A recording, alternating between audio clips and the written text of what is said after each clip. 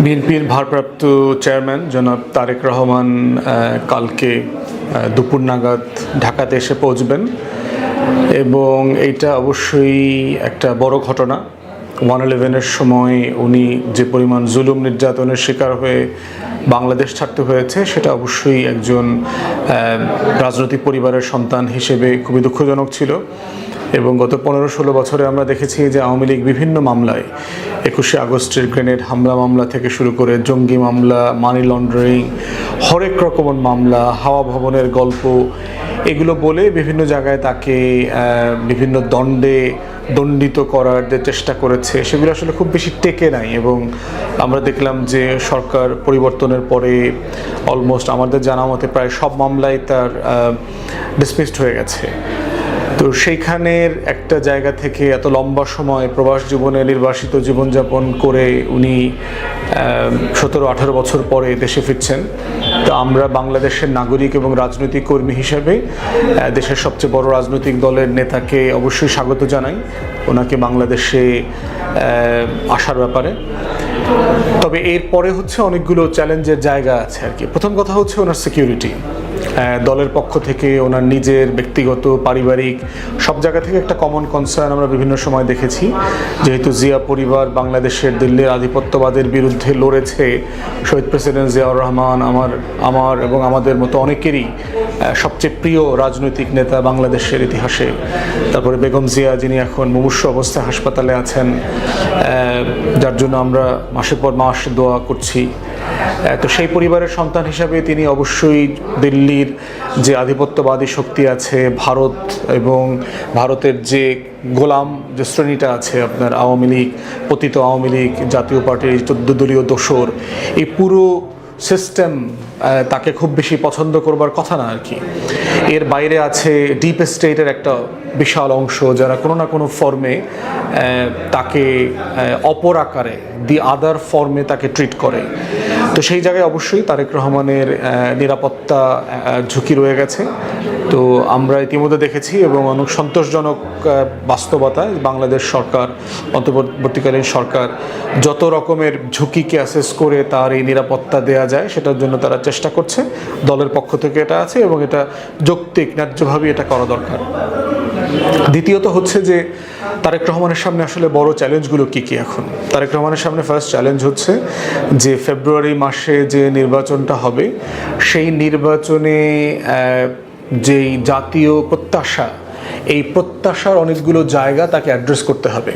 একটা হচ্ছে জাতীয় নেতা আকারে, বড় দলের প্রধান আকারে, এরপরে হচ্ছে শহীদ জিয়া পরিবারের সন্তান হিসেবে তার কাছে এই প্রত্যাশাগুলো আছে।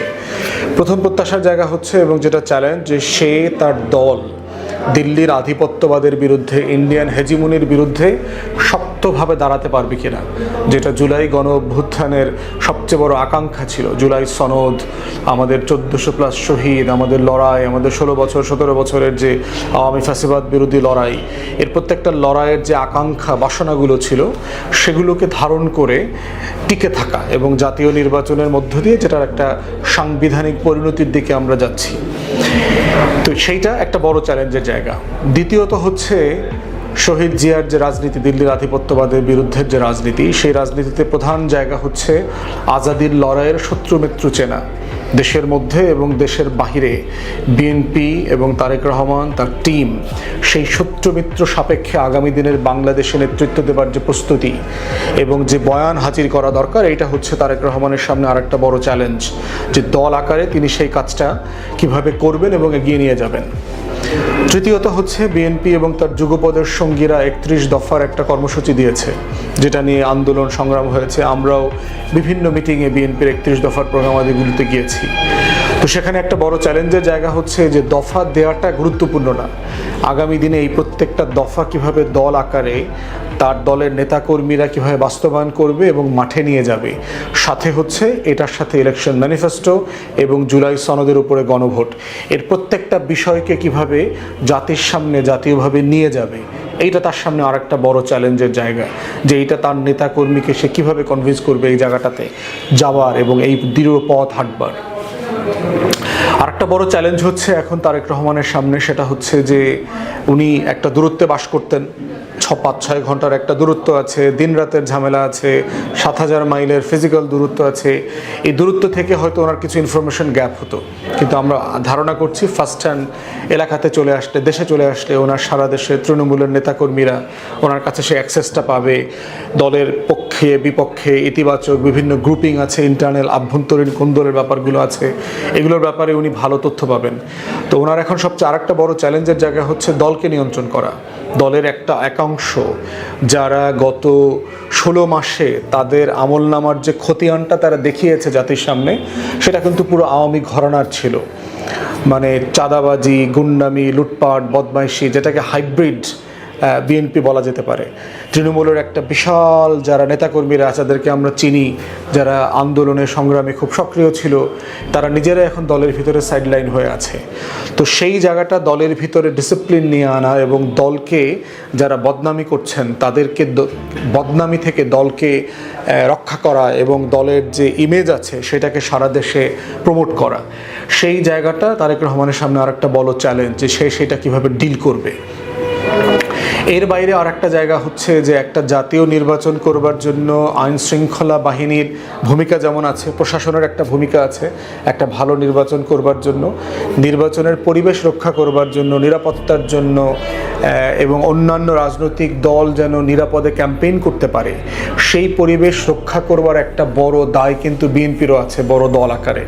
কারণ আমরা চারপাশের চতুর্পাশের অভিজ্ঞতা থেকে দেখতে পাচ্ছি যে তৃণমূলে একটা অংশ আছে বিএনপির যারা নির্বাচন করবে, বিভিন্ন নেতাকর্মীর ব্যানারে কাজ করছেন, তারা অন্য কোনো প্রার্থীকে কোনো স্পেস দিতে প্রস্তুত না। যে কোনো মূল্যে যদি সংঘর্ষ সহিংসতা করে হয়, অস্ত্র দেখিয়ে হয়, টাকা পয়সার জোর দেখিয়ে হয়, ভোটকে প্রভাবিত করবার একটা মানসিকতা খুবই ডমিনেন্টলি আমরা দেখতে পাচ্ছি। অতএব সেই জায়গাতেও তার দলের নেতাকর্মীকে দিয়ে কিভাবে একটা সুষ্ঠু জাতীয় নির্বাচন তোলা যায়, এটার একটা বড় লিডারশিপ চ্যালেঞ্জ ওনার উপরে আছে, তারেক রহমানের উপরে আছে। তা না হলে যেটা আমি ধারণা করছি যে বিএনপির সাথে অন্যান্য রাজনৈতিক দলের একটা ব্যাপক আকারের সংঘর্ষ জড়িয়ে পড়ার সম্ভাবনা আছে। এরপরে খুন খারাপি বাড়তে পারে, হাজার হাজার মানুষ যদি খুন হয় সেক্ষেত্রে নির্বাচন প্রশ্নবিদ্ধ হবে। এমনও হতে পারে অন্য অনেক রাজনৈতিক দল এই আলোচনা ইতিমধ্যে শুরু করছেন, যদি নির্বাচন করবার মতো পরিবেশ না থাকে তাহলে তারা ইলেকশন বয়কটও করতে পারেন। তো আমরা আশা করব যে নির্বাচনের পরিবেশটা রক্ষা করবার জন্য সরকারের পাশাপাশি বিএনপি এবং তারেক রহমান খুব সিরিয়াসলি একসাথে মিলে কাজ করবেন এবং ওনার স্থানীয় দলীয় নেতাকর্মীদেরকে নিয়ন্ত্রণ করবেন যেন সবাই মিলে একটা ফ্রি ডেমোক্রেটিক ক্যাম্পেইন করা যায়। এবং সেই জায়গাতে আমরা বোধ করছি যে বাংলাদেশের আগামী দিনের রাজনীতির একটা ডেমোক্রেটিক ট্রান্সফরমেশনের শর্ত এটা হিসেবে রয়ে গেছে। তো এগুলো হচ্ছে মোটা দাগে আমরা বোধ করছি যে তারেক রহমান দেশে আসবার পরে যে চ্যালেঞ্জগুলোর মধ্যে পড়বেন এবং এই চ্যালেঞ্জগুলোকে জাতীয় স্বার্থে কালেকটিভলি কীভাবে ওভারকাম করা যায় সেটাও আমাদেরকে ভেবে দেখতে হবে। এবং এই ঐতিহাসিক অপরচুনিটি বাংলাদেশের ইতিহাসে সম্ভবত তারেক রহমান ছাড়া অন্য কোনো নেতা এত প্রবলভাবে পেয়েছিলেন কিনা যে বাংলাদেশ রাষ্ট্রকে বিনির্মাণ করবার একটা অপরচুনিটি, একটা ল্যান্ডমার্ক স্পেস যেটা বর্তমানে বাংলাদেশে বিরাজ করছে, যে বাংলাদেশকে বদলে দেওয়ার একটা লড়াই, প্রত্যেক প্রজন্মের একটা আকাঙ্ক্ষা, জুলাই গণ অভ্যুত্থান, সব কিছু মিলিয়ে এবং তার যে দলের সক্ষমতা, এই সব কিছু মিলিয়ে জাতির একটা বিশাল প্রত্যাশার জায়গা আছে যে তারেক রহমান এবং বিএনপি এইটা ডেমোক্রেটিক গণতান্ত্রিক মূল্যবোধের ফ্রেমের ভিতরে থেকে এই ক্যানভাসে থেকে এটা সে ডেলিভার করবে।